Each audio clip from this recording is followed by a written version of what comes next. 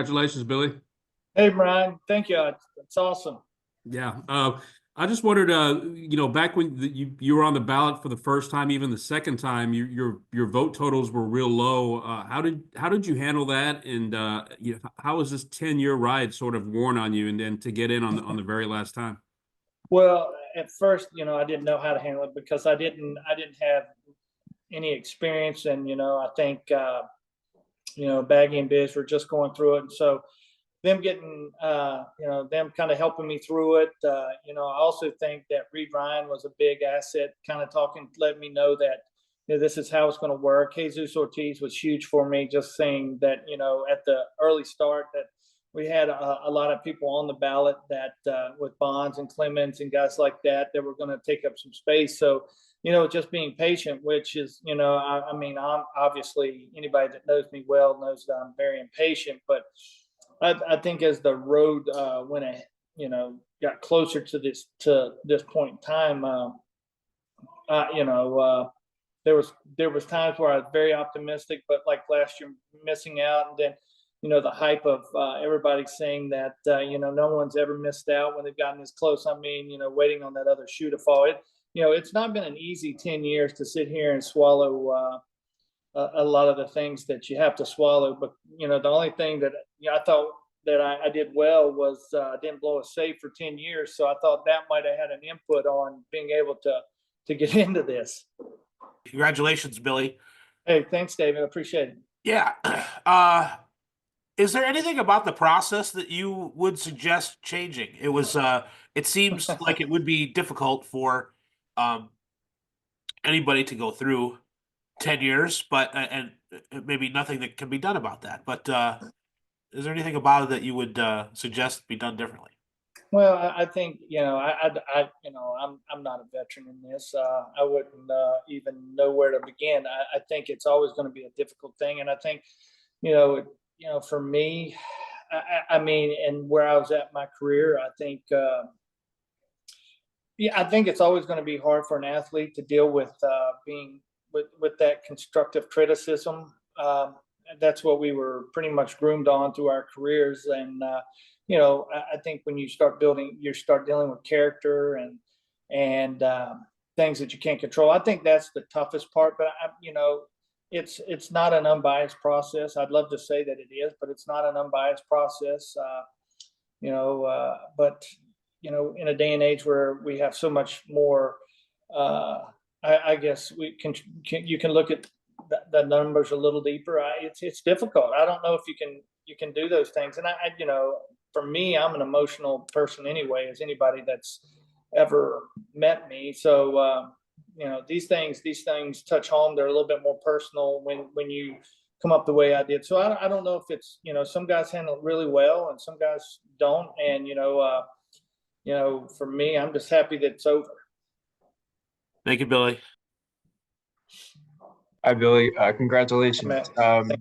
You mentioned the other day, or you described being elected as something that changes your life. I'm wondering for you personally, how is this going to change things for you? Well, for me personally, I think being kind of that. I've looked it up because I thought it was. I didn't know anybody that had come from Division III as a Hall of Famer in baseball, or even in baseball at the state of Virginia. And I could be wrong, but I think when people you start really looking at kids and dealing with kids and dreams, having the ability to have somebody to look up to and say that it's possible. Coming from a blue collar background from my parents and stuff like that, I think it meant a lot to me to be able to get in, for the ability for other kids to say that it's possible. So, as far as what it's going to do for me, I think what it does for me is give me the chance to be on a different podium and speak for my faith and for opportunities for others to be successful, and that it is possible. It's not going to be easy, but it is possible. And if I could just ask a quick follow-up, what would you say is maybe the biggest adjustment or the biggest lesson that you learned during your major league career that helped you be as effective for as long as you were? Well, I was always undersized, and it was never about work ethic and ability. It was just about going out and competing. And, to be successful and have longevity, you got to have a lot of things. You got to have great teammates, and you got to be on winning teams. And, I was blessed with the opportunity to be on both. And so, I contribute a lot of my success to the catchers, to the infielders, outfielders, to the guys that played behind me in the offense. And guys that kind of get overlooked are my setup men. I mean, you can't have saves, and you can't have a chance if guys don't give you the ball and put you in good situations. And I was blessed with both. So I just think that God blessed me with the ability, but I think He also gave me situations where I could be to be successful with the people in front of me. Really, so happy for you, man. I know you were sweating it out. So Yeah, to say the least. great to see you here. Thank you. Tell me what you think of when you see baseball today, because it feels like you were the forerunner, maybe the prototype for all these relievers who come in throwing so hard. People weren't doing that when you were pitching. Do you see a little of yourself in the current game, and what do you make of it? Well, now that I have a son that's played in the big leagues, and having the experience that I had, the game's changed. And I think the athleticism of pitchers and the players all in general are, 10 times better than what we were. I think how we went about our work ethic is a little bit different, and it has evolved. I still think the game in between the lines are the greatest things ever. I still think the hardest pitch to hit's a good fastball.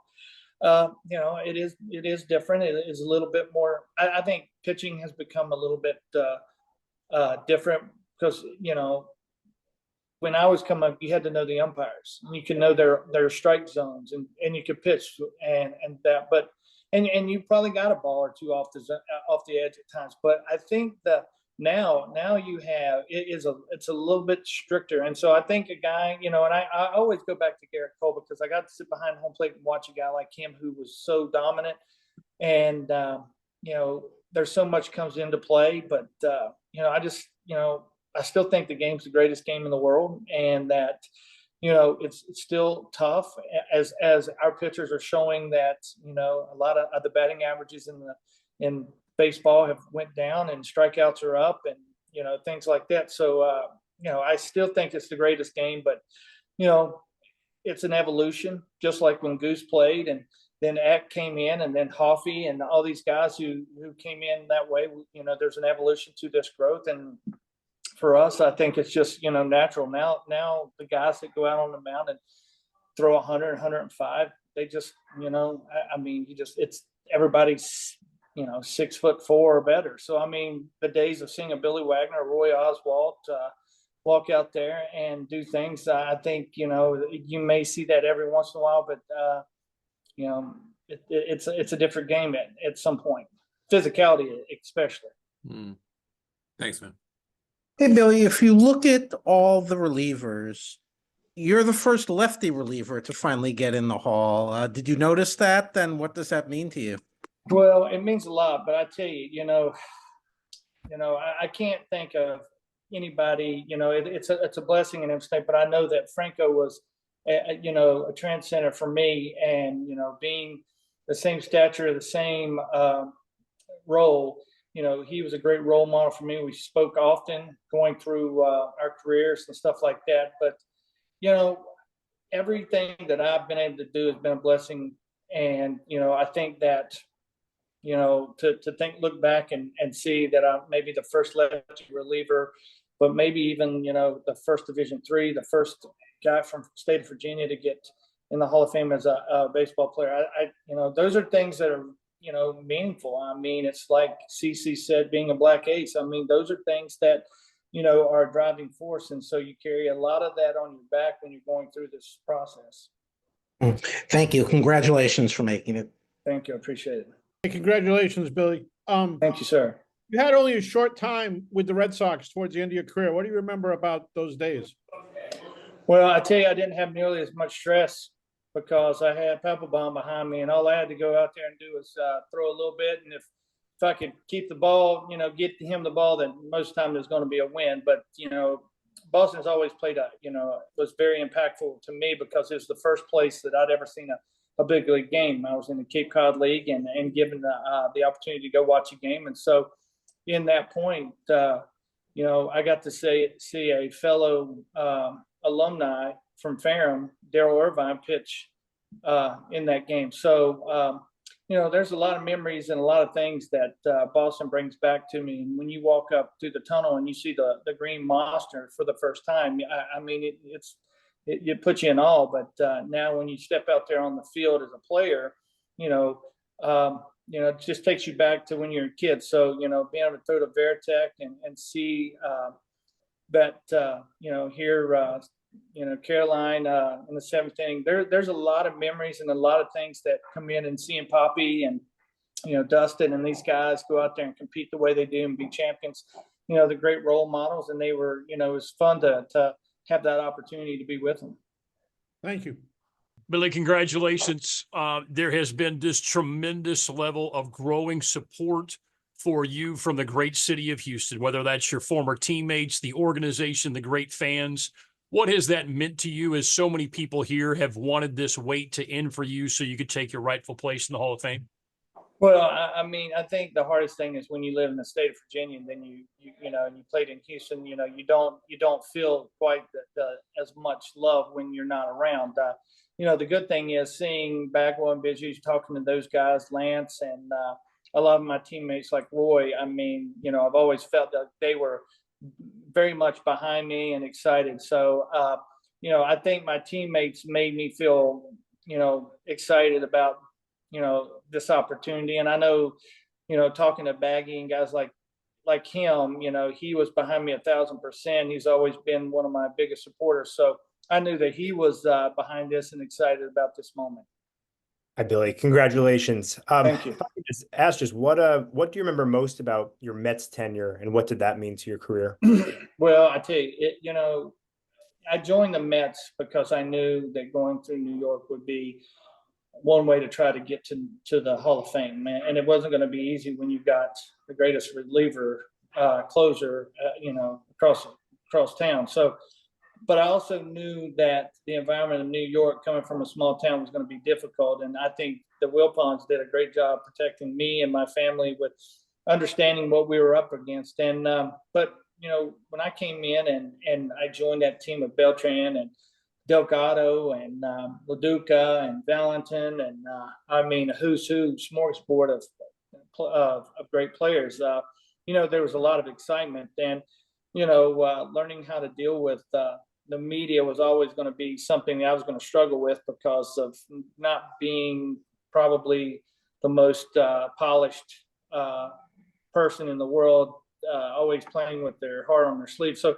that took some getting used to, but, the environment and the level of consistency and understanding that the fans, really expected day in and day out was something that I enjoy because I expected that from myself anyway. So, when I look back, it's crazy to hear, but I do a lot of shows or signings and things like that, but a lot of guys view me more of a Met than anywhere else. So it is kind of funny that that's of how I've enjoyed it. But Jay Horwitz has always made me feel like a Met, and I truly enjoyed it. I hated to leave. I think there was a point when I did get hurt and come back. We'd had Frankie in it, and so you knew that it was time that had to go. But man, I love New York. I enjoyed it. It was a special place to me and my family. We always enjoy being back. Thank you. Mm-hmm. Hey, Billy, congratulations. Here in Atlanta. you. Your last season in 2010 was here. You had your lowest ERA of your Hall of Fame career here in Atlanta. What did it mean to you to close out your career in such a great way here in the city of Atlanta? And what did this baseball team in this city mean to you? Well, I grew up as a Braves fan. TBS was on my grandfather's, both my grandparents' TV every night. So you couldn't help but be a Braves fan. So getting that opportunity to play for my favorite team growing up was an honor. But getting to play for a Hall of Fame coach like Bobby Cox is just something that unless you experience it, I don't think you can put it into words. I've never played for a guy that was so much of a player's coach, and you've run through walls for him, and you've heard all the stories, but to go out there and play with a chipper and have the the history behind them, and be able to go into Atlanta and hear the chants and the tomahawk chop, and it actually be something that was for you, because playing for Houston, I felt like every time we came into Atlanta, it was a two and leave. So it was good to come back and be part of that. And so it's just great memories. I love Atlanta. I love being there with that history, and it was good to think back of how Joe Simpson and these guys televised games, and I grew up on the Braves, so it was good to be able to sit there, and my grandparents got to watch a little bit. Thanks. Congrats, Billy. That's great news for you today. Thank you. Can you talk about how you spent your day and getting that phone call that kind of changes your life? Well, I felt like the clock stopped. There was many times throughout this day that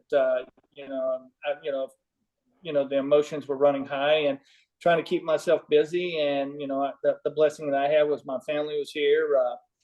The only people missing was my daughter and my oldest son, but I had a lot of good friends here, and try to keep me busy and occupied throughout the day. And went out to lunch, but from about 2 o'clock to about 5:15, it got really slow, and it was very difficult to control things. And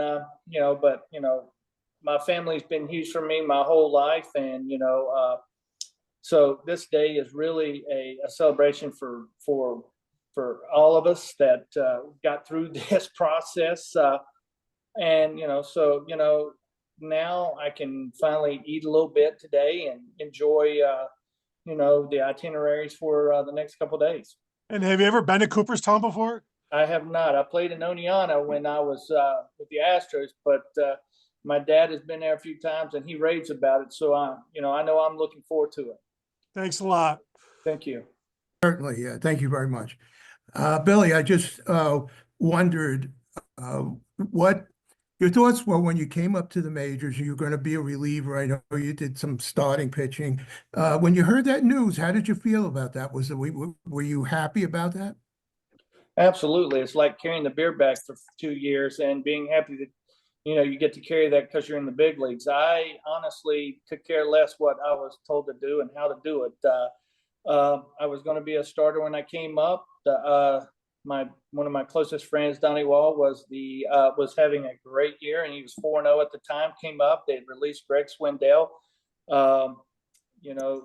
Two of our relievers had gotten hurt, and they threw me right into the fire. But being naive and things like that, it just made I could care less. I was excited about it, and